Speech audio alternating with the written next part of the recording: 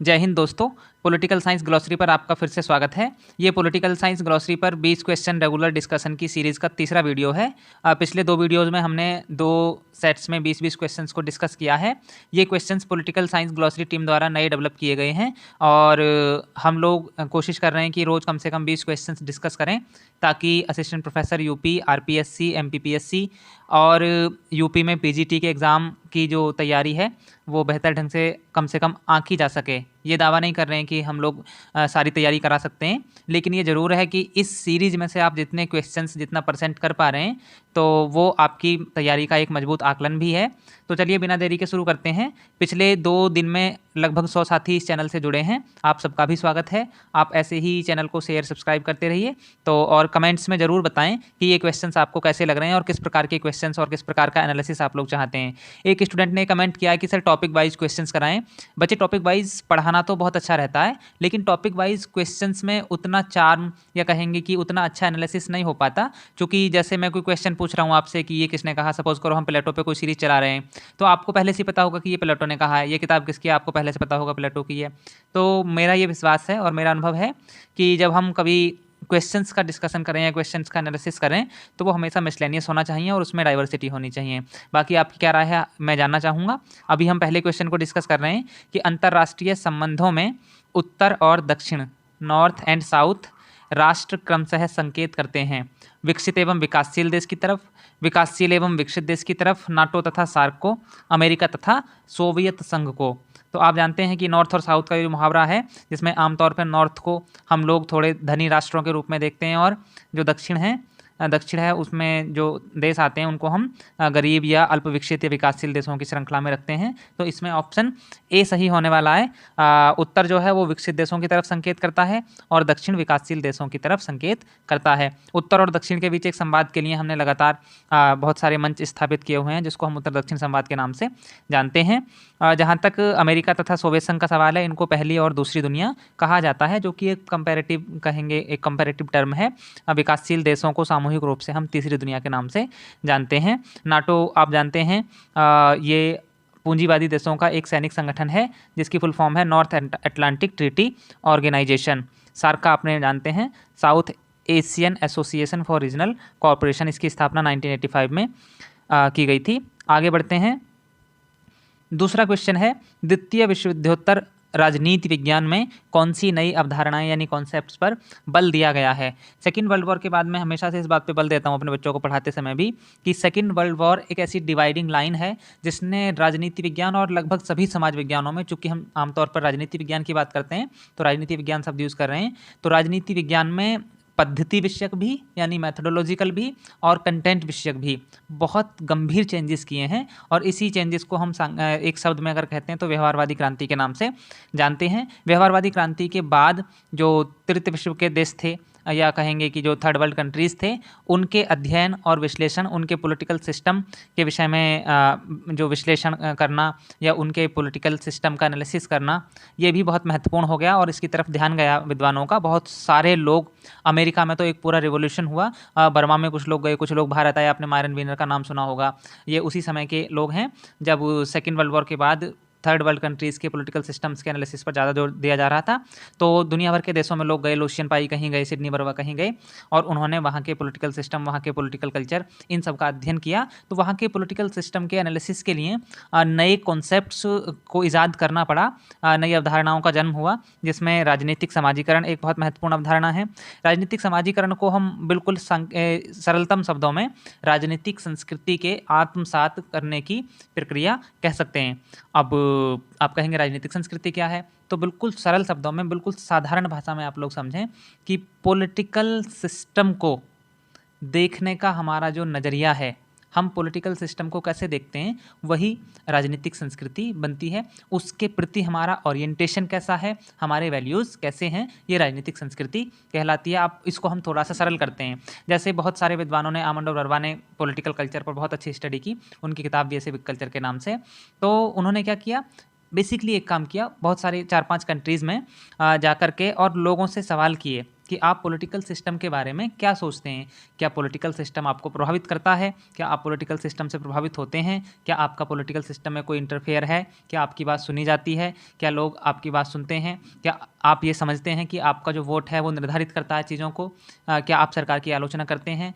इन सब सवालों पर लोगों की राय जानी गई और जहाँ पर अधिकांश लोगों ने ये कहा कि हाँ जी बिल्कुल पॉलिटिकल सिस्टम हमसे प्रभावित होता है, हम उसके डिसीजंस मेकिंग को प्रभावित करते हैं, हमारा वोट बहुत महत्वपूर्ण है, वो वैल्यू रखता है, वो डिसाइड करता है गवर्नमेंट्स के फ्यूचर को, और गवर्नमेंट हमारी बात सुनती है, हमसे इनपुट्स भी लेती है, सरकार की पॉलिसी हम तक पहुँचती है और हमारा विचार भी सरकार तक या फीडबैक भी सरकार तक पहुँचता है।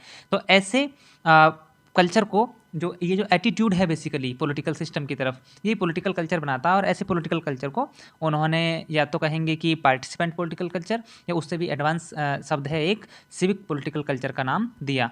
जहाँ पर ये मात्रा मिड में थी, मतलब बीच बीच में थी, वहाँ पर उन्होंने सब्जेक्ट पॉलिटिकल कल्चर कहा। और जहाँ पर ये बहुत कम था, जैसे खासतौर से जो इस्लामिक कंट्रीज़ हैं उनमें बहुत कम है, राजतांत्रिक कंट्रीज़ हैं उनमें बहुत कम है, तो वहाँ के पॉलिटिकल कल्चर को हम लोग पैरोकियल पॉलिटिकल कल्चर, संकीर्ण राजनीतिक संस्कृति, बिल्कुल सरल भाषा में समझो तो आप अगर कोई ये कह दे कि भाई ये राजनीति में क्या हो रहा है, देश में सरकार क्या कर रही है क्या नहीं कर रही, इससे हमें कोई फर्क नहीं पड़ता, हम तक सरकार की कोई ना पहुँचती है और ना सरकार हमारी कोई बात सुनती है। तो ऐसी पॉलिटिकल कल्चर को हम लोग पैरोकियल पॉलिटिकल कल्चर की श्रेणी में रखेंगे। तो पॉलिटिकल कल्चर का कॉन्सेप्ट आया, पॉलिटिकल मॉडर्नाइजेशन का कॉन्सेप्ट आया, पॉलिटिकल डेवलपमेंट का कॉन्सेप्ट आया। लेकिन न्याय, स्वतंत्रता और समानता, आप ट्रेडिशनल पॉलिटिकल थियरी में भी जाएंगे तो इन पर लगातार डिबेट आपको देखने को मिलती है। तो इसमें जो है पहला पॉइंट, दूसरा, तीसरा और चौथा ये मिला करके आंसर बनाएंगे। नेक्स्ट क्वेश्चन की तरफ हम लोग जा रहे हैं। संघात्मक प्रणाली वाले निम्नलिखित देशों में संघात्मक व्यवस्था यानी फेडरल सिस्टम कब स्थापित हुई? ये क्वेश्चन आपसे वन लाइन में भी पूछा जा सकता है और मैचिंग में भी पूछा जा सकता है, लगातार आया भी है और आगे भी निश्चित तौर पर आएगा ही। सबसे पहली बार संघात्मक शासन व्यवस्था शुरू की गई संयुक्त राज्य अमेरिका में, चूँकि आप जानते हैं कि फेडरल सिस्टम के लिए एक रिटिन और रिजिड कॉन्स्टिट्यूशन आवश्यक होता है, और रिटिन कॉन्स्टिट्यूशन पहली बार बना संयुक्त राज्य अमेरिका में। तो पहली बार हम कह सकते हैं कि 1789 में जब संयुक्त राज्य अमेरिका का संविधान बनकर लागू हो गया, तब जो है फेडरल सिस्टम अस्तित्व में आया। उसके बाद भारत अगर हम देखेंगे तो 1950 में हमारा संविधान जो है वो अंगीकृत कर दिया गया, अंगीकृत अधिनियम में तो आत्मार्पित किया गया।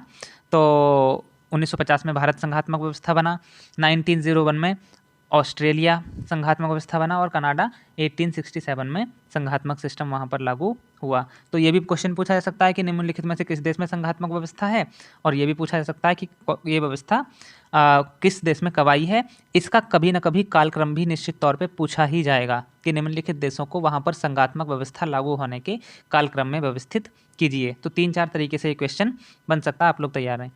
उत्पादन के साधनों पर राज्य का नियंत्रण, सार्वजनिक लाभ हेतु प्रयोग, आर्थिक गतिविधियां राज्य द्वारा नियंत्रित हों, ये व्यवस्थाएं किस से जुड़ी हुई हैं? उदारवाद से, समाजवाद से, फासीवाद से, या उपरोक्त सभी से? तो आप जानते हैं कि उदारवाद के अपोजिट में जब हम जिस विचारधारा को रख सकते हैं वो समाजवाद या साम्यवाद होती है। हालांकि साम्यवाद बिल्कुल डिफरेंट अवस्था है, सीधे तौर पर हम उसको समाजवाद ही कहेंगे। तो समाजवादी जो व्यवस्था है वो उत्पादन के साधनों पर राज्य के नियंत्रण की बात करती है, वहीं उदारवाद व्यवस्था राज्य के नियंत्रण को कम से कम करने या शिथिल करने की, उदार करने की बात करती है। ये सार्वजनिक सिस्टम की तरफ ज़्यादा बल देती है, जबकि जो उदारवाद है वो उसका जो बेसिकली इकोनॉमिक रूपांतरण है वो पूंजीवाद ही है, और हम ये कह सकते हैं कि वो खुलेपन पर, ओपन मार्केट पर, सिविल और जो पॉलिटिकल लिबर्टीज़ हैं उन पे बहुत ज़्यादा बल देती है। तो इसमें सही आंसर हुआ ऑप्शन बी, यानी कि सोशलिज्म, समाजवाद। नेक्स्ट क्वेश्चन है आपका, निम्नलिखित में से कौन सी समकालीन राज्य प्रणाली, कंटेम्प्रेरी स्टेट सिस्टम की विशेषता नहीं है? राष्ट्र राज्यों की बढ़ती जनसंख्या, बढ़ती संख्या एवं जनसंख्या, सभी राष्ट्रों के बीच परस्पर निर्भरता में वृद्धि, गैर राज्य तत्वों यानी नॉन स्टेट एक्टर्स के प्रभाव में वृद्धि, विश्व व्यवस्था पर एशियाई प्रभुत्व। तो वर्तमान समय में राष्ट्र राज्यों की संख्या भी बढ़ी है और जनसंख्या भी बढ़ रही है। कल हमने एक क्वेश्चन डिस्कस किया था कि कौन से समय है जब राष्ट्र राज्यों की संख्या में भारी वृद्धि देखी गई। तो पहली बार हमने जब यूरोप में राष्ट्रवाद का जन्म हुआ तब देखी, फिर हमने देखी 1950s के बाद, यानी कि द्वितीय विश्व युद्ध के बाद जब उपनिवेशीकरण, डीकोलोनाइजेशन हुआ, और फिर हमने 1991 में जब सोवियत संघ का विघटन हो गया तब हमने नई राष्ट्र राज्यों का उदय देखा। तो ये तो ठीक बात है, जनसंख्या भी बढ़ रही है और उनकी संख्या भी बढ़ रही है। सभी राष्ट्रों के बीच निर्भरता भी बढ़ रही है। इसको हम कॉम्प्लेक्स इंटरडिपेंडेंसी की जो थियरी है उससे भी जोड़ के देख सकते हैं। जोसेफ नाई वगैरह ने इस पर बहुत अच्छा काम किया है। गैर राज्य तत्वों यानी नॉन स्टेट एक्टर्स के प्रभाव में वृद्धि हो रही है। जो इंटरनेशनल सिस्टम है आज का, उसमें केवल स्टेट्स ही उसको प्रभावित कर रहे हैं ऐसा नहीं है, बल्कि नॉन स्टेट एक्टर्स भी बहुत सक्रिय हैं। उसमें हम पर्यावरणीय मुद्दों को भी ले सकते हैं, उसमें हम जो मल्टीनेशनल कॉरपोरेशंस हैं उनको भी ले सकते हैं, इवन उसमें हम जो टेररिस्ट ग्रुप्स हैं या कहेंगे कि जो आतंकवादी संगठन हैं उनका भी बहुत महत्वपूर्ण मतलब प्रभाव है वर्तमान की जो राज्य प्रणाली है उस पर। तो इसमें एशियाई प्रभुत्व हो विश्व व्यवस्था पर, ऐसा नहीं है। तो सही आंसर इसमें ऑप्शन डी होगा। अगला क्वेश्चन की तरफ हम लोग चल रहे हैं। निम्नलिखित में सुमेलित नहीं है, which of the following is not correctly matched. सुमेलित वाले क्वेश्चंस बहुत ठीक होते हैं एनालिसिस करने के लिए, क्योंकि इनसे लगभग 3-4 क्वेश्चन तैयार हो जाते हैं और इस प्रकार के क्वेश्चन लगातार पूछे भी जा रहे हैं और ये ट्रेंड बढ़ रहा है। न्यू ह्यूमनिज्म कल के वीडियो में हमने डिस्कस किया था, एम एन रॉय यानी मानवेंद्र नाथ रॉय से जुड़ा हुआ है, ठीक बात है। संपूर्ण क्रांति टोटल रिवॉल्यूशन जयप्रकाश नारायण से जुड़ी हुई है। जयप्रकाश नारायण भारतीय राजनीति के ऐसे प्रभावशाली व्यक्तित्व हैं जो राजनीति में उतने सक्रिय नहीं रहे, लेकिन राजनीति में उनका प्रभाव जरूर रहा। एक किस्सा उनके बारे में ये है कि जे.बी. कृपलानी और ये जयप्रकाश नारायण लगभग रिटायरमेंट की स्थिति में थे 1977 में, जब पहली बार एक गैर कांग्रेसी सरकार बननी थी। मोरारजी देसाई, बाबू जगजीवन राम और चौधरी चरण सिंह, 3 ऐसे नेता थे जो लगभग बराबर कद के थे और तीनों ही प्रधानमंत्री पद की दावेदारी भी कर रहे थे। तो तीनों में जब क्लियर नहीं हो पाया तो रामचंद्र गुहा ने लिखा है कि ये तय किया गया कि जयप्रकाश नारायण और जे.बी. कृपलानी से पूछा जाएगा और दोनों जिसका भी नाम ले देंगे आम सहमति से उसी को प्रधानमंत्री बना दिया जाएगा। तो जब इनके पास ये मुद्दा गया तो इन्होंने मोरारजी देसाई का नाम लिया और मोरारजी देसाई भारत के पहले गैर कांग्रेसी प्रधानमंत्री बने।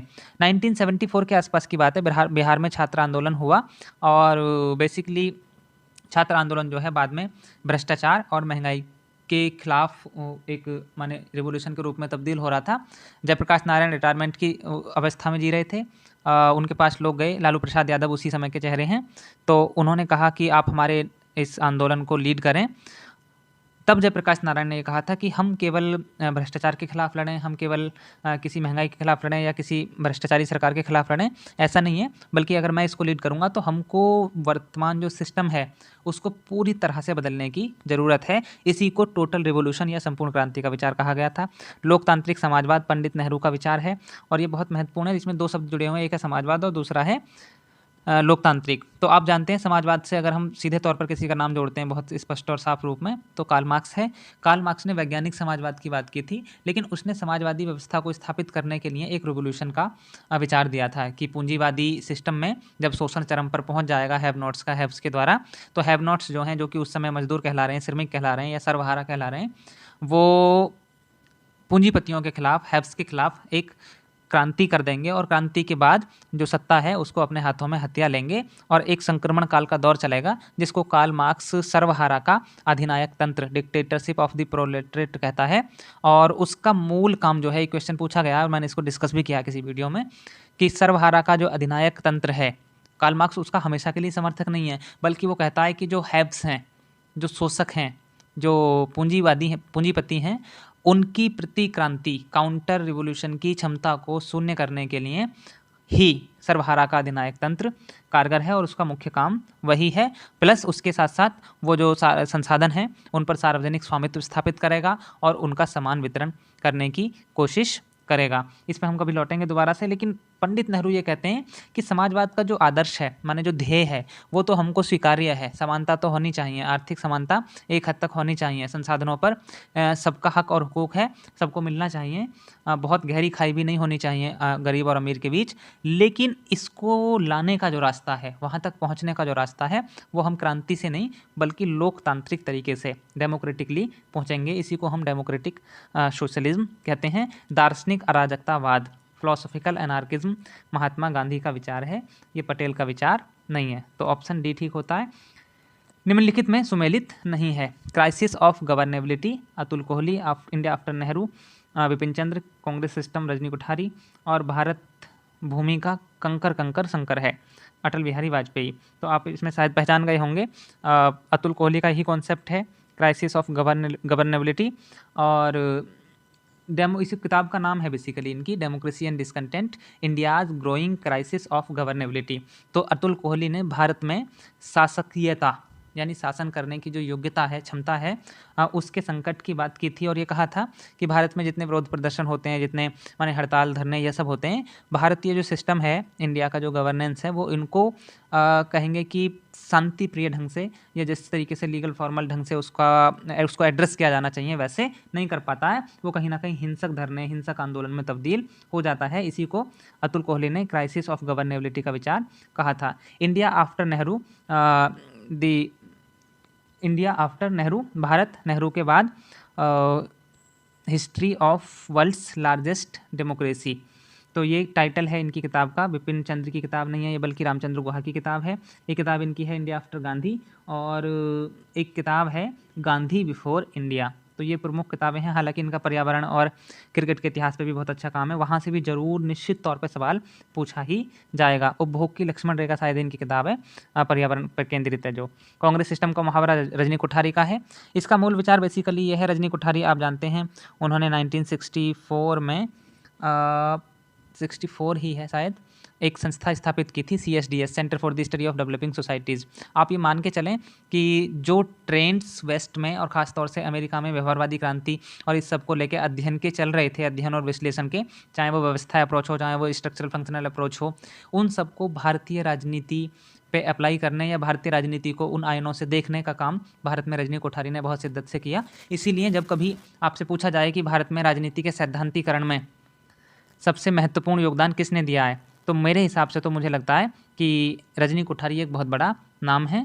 और उनकी कई सारी किताबें में, जो आगे भी एक क्वेश्चन आएगा, तो उन्होंने ये कहा कि भारत की जो दलीय व्यवस्था है उसको हम एक दलीय कहें या एक दल प्रधान प्रणाली कहें या बहुदलीय कहें। अब चूंकि सब जगह कांग्रेस का ही वर्चस्व है, सब जगह कांग्रेस की ही सरकारें हैं, तो इसको बिल्कुल सरलतम भाषा में हम क्या कह सकते हैं, इसको कांग्रेस सिस्टम ही कह देते हैं। तो आज के संदर्भ में आप देख रहे हैं कि ज़्यादातर जगह भाजपा की सरकार है, बीजेपी की सरकार है। तो अगर हम जो रजनी कोठारी द्वारा दिया गया प्रारूप है उसके हिसाब से एनालिसिस करेंगे, तो कई विश्लेषक आज के सिस्टम को भाजपा सिस्टम कह सकते हैं। हम उस पर नहीं जा रहे हैं, हम वापस अपनी बात पे लौटते हैं। अटल बिहारी वाजपेयी का एक बहुत फेमस भाषण है ये, तो उसी का एक हिस्सा है कि भारत भूमि का जो कंकर है वो संकर है, और इसकी नदी माने गंगा, इसकी बूंद बूंद गंगा जल, इस तरीके का कुछ भाषण है, एक लंबा चौड़ा खूब। तो अटल बिहारी वाजपेयी पर लगातार सवाल पूछे जा रहे हैं और एक क्वेश्चन आगे भी बनता है। तो आप अटल जी से संबंधित जो महत्वपूर्ण किताबें और ये सब हैं उनको ज़रूर मैंने अपने संज्ञान में रखें। निम्नलिखित को काल क्रमानुसार व्यवस्थित कीजिए। वेदों की ओर लौटो, तुम मुझे खून दो मैं तुम्हें आज़ादी दूंगा, भारतीय संविधान द्वारा अस्पृश्यता का अंत, आंतरिक अशांति के नाम पर आपातकाल। तो आप ये जानते हैं कि वेदों की ओर लौटो का नारा दिया था स्वामी दयानंद सरस्वती ने। ये बेसिकली विचार ये था कि स्वामी दयानंद सरस्वती जो थे वो ब्राह्मणवाद के, पाखंडवाद के, आडंबरों के, मूर्ति पूजा के और जितने आडंबर हिंदू धर्म में आ गए थे उसके विरोधी थे। और इसी के विरोध के लिए बेसिकली वो जो निराकार ब्रह्म है, ब्रह्म की उपासना पे बल देते थे, ओम के उच्चारण पर बहुत बल देते थे। और उन्होंने ये कहा था कि हमें जो हमारे ओरिजिनल ग्रंथ हैं वो हैं वेद और उपनिषद, तो हमें उनकी तरफ वापस लौटना चाहिए। हमने जो पुराण और इस सब पे ज़्यादा बल देना शुरू कर दिया, उसकी वजह से पाखंड बढ़े हैं, आडंबर बढ़े हैं। तो हमें मूल ग्रंथों की तरफ जाना चाहिए, उन पर ज़्यादा बल देना चाहिए। तो मुझे खून दो मैं तुम्हें आज़ादी दूंगा का नारा दिया था सुभाष चंद्र बोस ने 1942-43 के आसपास। भारतीय संविधान द्वारा अस्पृश्यता का अंत आप जानते हैं, 26 जनवरी 1950 को भारत का संविधान लागू हुआ और उसका आर्टिकल 17 ये कहता है कि अस्पृश्यता का अंत किया जाता है और उसका किसी भी रूप में चलन निषिद्ध होगा और कानून के हिसाब से दंडनीय होगा। 1955 में पहली बार अस्पृश्यता अपराध अधिनियम बना, जो 1976 में नागरिक अधिकार संरक्षण अधिनियम में तब्दील हो गया। 1975 में 26 जून को आंतरिक अशांति के नाम पर आपातकाल लगाया गया और इसी का परिणाम था कि आपातकाल की बहुत ज़्यादतियाँ लोगों ने देखी, उस पर कभी अलग से चर्चा करेंगे। तो उसके बाद 44th अमेंडमेंट हुआ कॉन्स्टिट्यूशन में और ये कहा गया कि अब आंतरिक अशांति के नाम पर नहीं बल्कि सशस्त्र विद्रोह अगर होगा तभी आपातकाल लगाया जा सकेगा। तो आंतरिक अशांति शब्द को सशस्त्र विद्रोह से प्रतिस्थापित कर दिया गया। नेक्स्ट क्वेश्चन है, निम्नलिखित में से सुमेलित नहीं है। सुमेलित वाले क्वेश्चन ज़्यादा आ गए आज। राज्य एक आवश्यक बुराई है, state is a necessary evil, ये व्यक्तिवादी कहते हैं, ठीक बात है। दूसरा है राज्य एक अनावश्यक बुराई है। आवश्यक और अनावश्यक ये एक ही शब्द का अंतर है, एक ही अक्षर का बल्कि, तो इसको ध्यान में रखेंगे। ये अराजकतावादी कहते हैं। राज्य ईश्वर का अवतरण है। State is the March of God on earth, ये आदर्शवादी कहते हैं हीगल विशेष तौर से। और राज्य विलुप्त हो जाएगा, द स्टेट विल विदर अवे, ये विचार है कार्ल मार्क्स का। तो इसमें ऑप्शन डी ठीक होगा, लेनिन का ये विचार नहीं है। राज्य एक आवश्यक बुराई है, इसका सिंपल मतलब ये है कि राज्य बुराई तो है, लेकिन बुराई होते हुए भी ये आवश्यक है। मैंने पिछली अपनी कई वीडियोज़ में डिस्कस किया है। इसको ऐसे मान सकते हैं हम लोग, जैसे अगर कोई बीमार है तो दवाई कड़वी तो है, यानी बुराई है, कड़वी लगती है, लेकिन कड़वी होते हुए भी, बुराई होते हुए भी वो आवश्यक है और हमको लेनी होती है। लेकिन राज्य अनावश्यक बुराई है, ये बिल्कुल वैसे है, एग्जाम्पल के लिए जैसे हमारे घर में रखा हुआ कूड़ा, वो जितनी जल्दी हो सके, जितना जल्दी हो सके हमको उसको बाहर कर देना चाहिए, फेंक देना चाहिए। तो अराजकतावादी ऐसे ही मानते हैं कि राज्य की कोई आवश्यकता नहीं है, ये हमेशा व्यक्तिगत स्वतंत्रता में, लोगों की स्वतंत्रता में बाधा बना है, इसलिए इसको हमें ख़त्म कर देना चाहिए। State is the March of God on earth आदर्शवादी कहते हैं, और ये राज्य को सर्वोच्च संस्था मानते हैं, उससे ऊपर, राष्ट्र राज्य से ऊपर की संस्थाओं को नहीं देखते हैं। राज्य विलुप्त हो जाएगा, द स्टेट विल विदर अवे, इसकी कहानी हमने पिछली वीडियो में अच्छे से डिस्कस कर ली है। State and nation building a third world perspective पुस्तक के लेखक कौन है, आप बताएं। Rajni Kothari, Morris Jones, Huntington या फाइनर। ये किताब है रजनी कोठारी की। रजनी कोठारी की और भी किताबें हैं, जैसे पॉलिटिक्स इन इंडिया है और कास्ट इन इंडियन पॉलिटिक्स है। लेकिन वो किताबें लगातार पूछ ली गई हैं और बहुत कॉमन हो गई हैं आजकल के बच्चों के लिए, तो इसलिए अब ये किताबें जो हैं उनकी नई किताबें यही पूछी जाएंगी। नेक्स्ट क्वेश्चन है, थोड़ा सा कठिन हो सकता है शायद। दल प्रणाली के संबंध में सुमेलित कीजिए। Democratic centralism, militia, iron law of oligarchy और लेनिन। तो लोकतांत्रिक केंद्रवाद जो है वो आप जानते हैं कि लेनिन का विचार है। डेमोक्रेटिक सेंट्रलिज्म शब्द उसने, उसका जो दल है, उसका जो दल का सिद्धांत है, दल की संरचना है, उसकी संरचना विषयक ये शब्द है डेमोक्रेटिक सेंट्रलिज्म। तो इसको मिलाएंगे हम लोग लेनिन से। उसके बाद है मिलिशिया, तो आप जानते हैं डुबर्जर, ये एक फ्रांसीसी विद्वान हैं और इन्होंने CBCM के नाम से हम लोग याद करते थे, caucus, branch, cell, militia, CBCM। तो इन्होंने 4 प्रकार के दल बताए, कैकस, ब्रांच, सेल और militia. Iron law of oligarchy जो है ये मिसेल्स का है, इसको हमने पिछली वीडियो में बहुत अच्छे से डिस्कस कर लिया है। ये बहुत बेहतर होगा कि इस वीडियो श्रृंखला को आप लोग वीडियो 1 से शुरू करें और वीडियो 2 से होते हुए वीडियो 3 तक पहुँचें। लेनिन ने वेनगार्ड ऑफ द प्रोलेटरेट यानी सर्वहारा की अग्रपंक्ति का विचार दिया था। उसने कहा था कि जो पॉलिटिकल पार्टी है ना, साम्यवादी दल, इसको हम वेनगार्ड ऑफ प्रोलेटरेट यानी सर्वहारा की अग्रपंक्ति कह सकते हैं। वो ये कहता था कि सर्वहारा में ना जो चेतना है, वर्ग चेतना, वो अपने आप से नहीं आ जाएगी, बल्कि वो बाहर से लाई जाएगी। और बाहर से कौन लाएगा? जो साम्यवादी दल है उसके जो लोग हैं, तो वो अग्रपंक्ति के रूप में देखता है और उसी को वो दल की प्रासंगिकता बताता है। नेक्स्ट क्वेश्चन है, what is to be done पुस्तक किसने लिखी और कब प्रकाशित हुई? Lenin 1905, Lenin 1902, Duverger 1907, Michels 1955। तो ये किताब है what is to be done 1902 की, और ये लेनिन ने लिखी है। नेक्स्ट क्वेश्चन की तरफ जाते हैं हम लोग। लॉर्ड बेवरीज रिपोर्ट में कौन सी बुराइयों को दूर करना राज्य का कर्तव्य बताया गया? ये रिपोर्ट बहुत महत्वपूर्ण है, क्योंकि यही वो माइलस्टोन है, यही वो पॉइंट है जहाँ से पुलिस स्टेट का जो कॉन्सेप्ट है वो welfare state, public welfare state में तब्दील होना शुरू हुआ। हालांकि इससे पहले भी आप जानते हैं TH ग्रीन, जिसका पूरा नाम है थॉमस हिल ग्रीन, जिसके बारे में हम ये कहते हैं कि उसने जर्मन के जो उत्कट आदर्शवाद है और जो उदारवाद है ब्रिटिश, उसका एक बेहतरीन मिश्रण तैयार किया और राज्य की भूमिका को, राज्य के काम को, और ख़ास तौर से जो ऑब्लिगेशन का सवाल है, हमें राज्य की बात क्यों माननी चाहिए, तो उसको बहुत बेहतर ढंग से सॉल्यूशन दिया। उसी ने कहा था कि शक्ति नहीं बल्कि इच्छा ही राज्य का आधार है। उस पर फिर से कभी बात करेंगे, लेकिन अभी मैं ये कह रहा हूँ कि उसके बाद ये लॉर्ड बेवरीज रिपोर्ट आई 1942-43 में, और इसने कहा कि जो ट्रेडिशनल काम है राज्य का, जिसको हम नेगेटिव फंक्शंस के रूप में देखते हैं और उसका प्रयोग करते हुए हम राज्य को पुलिस स्टेट या नाइट वॉचमैन स्टेट कहते हैं,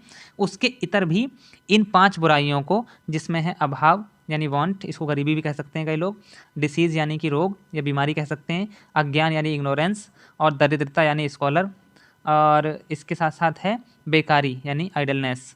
इन 5 बुराइयों को दूर करना भी राज्य का कर्तव्य बताया। इसी के साथ जैसे ही राज्य ने इन 5 कामों को करना शुरू किया तो वो जो डिफरेंस था, वो जो एक लाइन थी राज्य के ऐच्छिक और अनिवार्य कार्यों के बीच डिवीजन की, कि ये काम ऐसे हैं जो राज्य को करने ही हैं अपने अस्तित्व को बचाने के लिए भी, और बाकी काम ऐसे हैं जो राज्य की इच्छा पर निर्भर करते हैं। अनिवार्य कामों में बाह्य आक्रमणों से रक्षा करना, कानून व्यवस्थाएं बनाए रखना, जो वैध समझौते हैं उन्हें लागू करना, ये सब थे। और ऐच्छिक कार्यों में विकास संबंधी और जो वेलफेयर संबंधी योजनाएं और काम थे, शिक्षा, स्वास्थ्य, इन सब पे काम करना, वो सब आता था। तो वेलफेयर स्टेट के कॉन्सेप्ट ने इस डिवाइडिंग लाइन को समाप्त कर दिया। बिल्कुल एक ही काम, एकदम सिंपल, एकदम वेलफेयर स्टेट का कॉन्सेप्ट। पुलिस स्टेट के समय में राज्य के कामों को हम ऐच्छिक और अनिवार्य में बांटते थे। वेलफेयर स्टेट में राज्य का कोई भी काम ऐच्छिक नहीं है, बल्कि सब काम अनिवार्य हो गए हैं। तो इसमें ऑप्शन भी ठीक बैठेगा, आप लोग मैच करके देख सकते हैं। इसको और थोड़ा सा ठीक से पढ़ लेना, कहीं से मिल जाएगा लॉर्ड बेवरेज रिपोर्ट का, और वेलफेयर स्टेट का कॉन्सेप्ट भी। निम्नलिखित पर विचार कीजिए। लॉबिंग, सीनेटोरियल कॉर्टेसी, फिलिबस्टरिंग, एक बार अध्यक्ष हमेशा अध्यक्ष, प्रत्यक्ष लोकतंत्र यानी डायरेक्ट डेमोक्रेसी, उपरोक्त में से कौन सी विशेषताएं अमेरिकी राजनीतिक प्रणाली की नहीं हैं? तो लॉबिंग जो है वो अमेरिकी राजनीतिक तंत्र का हिस्सा है, बिल्कुल। सीनेटोरियल कॉर्टेसी भी है। फिलिबस्टरिंग, जिसमें लंबे भाषण करना होता है, ये भी है। एक बार हमेशा अध्यक्ष जो है वो ब्रिटिश राजनीतिक व्यवस्था का हिस्सा है, जहाँ पर यह होता है कि कोई अगर व्यक्ति ब्रिटिश जो कॉमन्स सभा है, लोक सदन है, उसका अध्यक्ष बन जाता है तो उसके खिलाफ कोई कभी चुनाव नहीं लड़ता है, तो उसका परिणाम ये होता है कि वो जीत जाता है और फिर से अध्यक्ष बनता है ना। डायरेक्ट डेमोक्रेसी आप जानते हैं, और ये स्विट्जरलैंड की प्रणाली का हिस्सा है। तो 4 और 5 जिसमें हैं, यानी कि ऑप्शन बी इसका सही आंसर होगा। नेक्स्ट क्वेश्चन है, जो कि सेकंड लास्ट क्वेश्चन है मुझे लगता है। विकासशील देशों की संवैधानिक प्रणाली का लक्षण नहीं है। जो डेवलपिंग कंट्रीज़ हैं उनके कॉन्स्टिट्यूशनल सिस्टम का लक्षण नहीं है। सामान्यतः पश्चिमी देशों का अनुकरण, हमने कल की वीडियो में चर्चा की थी कि इन देशों ने अपनी पॉलिटिकल सिस्टम को अडॉप्ट करते समय ज़्यादातर पश्चिमी देशों का अनुकरण किया और उसी के हिसाब से अपने पॉलिटिकल और अपने जो ब्यूरोक्रेटिक स्ट्रक्चर्स थे वो खड़े किए। सामान्यतः राजनीतिक अस्थिरता, बिल्कुल ठीक बात है। इन देशों में अभी भी पॉलिटिकल स्टेबिलिटी की समस्या बनी हुई है। वहाँ पर कोई स्टेबल गवर्नमेंट कई बार नहीं चुनी जाती है, कई बार चुनी जाती है उसका तख्ता पलट हो जाता है, कई बार सैनिक तख्ता पलट कर देते हैं, कई बार। और जो एक खास विशेषता है जो आगे आ रही है वो है सामान्यतः सांकेतिक संविधान की मौजूदगी, नॉमिनल कॉन्स्टिट्यूशंस। यानी कॉन्स्टिट्यूशंस तो बने हुए हैं, बहुत अच्छे आइडियल्स उसमें परिभाषित किए गए हैं, लेकिन जो राजनीति का और राजनीतिक व्यवस्था का आम व्यवहार है वो कॉन्स्टिट्यूशन के हिसाब से नहीं हो रहा है, तो कॉन्स्टिट्यूशन नाम मात्र की चीज़ बनकर रह गया है। उपनिवेशवादी विरासत के प्रभाव से पूर्णतया मुक्त, तो इसमें ये ऑप्शन जो है ये गलत है, यानी सही आंसर यही होगा। उपनिवेशवादी विरासत के प्रभाव से पूर्णतया मुक्त नहीं हो पाए हैं ये देश। भारत में भी अगर देखें तो अभी भी कम से कम ब्यूरोक्रेसी पे तो बहुत सबसे ज़्यादा प्रभाव है अभी भी भारत में, ब्रिटिश ब्यूरोक्रेसी के पैटर्न पे ही। इवन जुडिशियरी में भी बहुत सारी चीज़ें, लॉ में बहुत सारी चीज़ें वही चल रही हैं जो ब्रिटिश समय में हुआ करती थी। तो ऑप्शन इसमें सी सही होगा। न्यू सोशल मूवमेंट्स की शुरुआत 1960 के दशक से मानी जा सकती है। यह आंदोलन मानव जीवन में फैले अन्याय, पर्यावरण सुरक्षा, युद्ध विरोध से संबंधित हैं। तो इसमें जो ऑप्शन कथन है वो भी सही है। न्यू सोशल मूवमेंट्स जो है वो 1960 के दशक से शुरू होते हैं, और ये बेसिकली ऐसे मुद्दों पे थे जो किसी के विरुद्ध नहीं थे। जब आप ट्रेडिशनल जो मूवमेंट्स हैं, सोशल मूवमेंट्स, उनको देखेंगे तो वो 2 गुटों में, 2 वर्गों में संघर्ष की बात कर रहे हैं कहीं ना कहीं, लेकिन इसमें कॉमन जो ह्यूमन लाइफ है उसके बेटरमेंट पे बल दिया गया। इसीलिए पर्यावरण पर, नारी सुरक्षा और सम्मान पर, मानवीय गरिमा पर और मानव जीवन में फैले हुए अन्याय के खिलाफ आंदोलन है। तो इसमें कथन और कारण दोनों सही हैं। कॉम्पिटिटिवनेस, एफिशिएंसी, कस्टमर सेटिस्फैक्शन जैसे शब्दबंध जुड़े हुए हैं राजनीतिक दलों से, नौकरशाही से, नवीन लोक प्रबंध से, परंपरागत प्रशासन से। तो प्रशासन को एफिशिएंट बनाने की, कॉम्पिटिटिव बनाने की और कस्टमर ओरिएंटेड बनाने की, कस्टमर्स के सेटिस्फैक्शन की जो बात है वो न्यू पब्लिक मैनेजमेंट का हिस्सा है। तो ये थे आज के क्वेश्चंस। जितनी भी संख्या है आप मुझे बताएं कमेंट बॉक्स में, आपको एक ऐसा लगा ये भी बताएं, और आगे की वीडियोज़ आप किस प्रकार के पैटर्न पर चाहते हैं कमेंट बॉक्स में बताना ना भूलें। चैनल को शेयर, सब्सक्राइब और लाइक करें। मिलेंगे जल्दी अगली वीडियो में, तब तक के लिए जय हिंद, नमस्कार।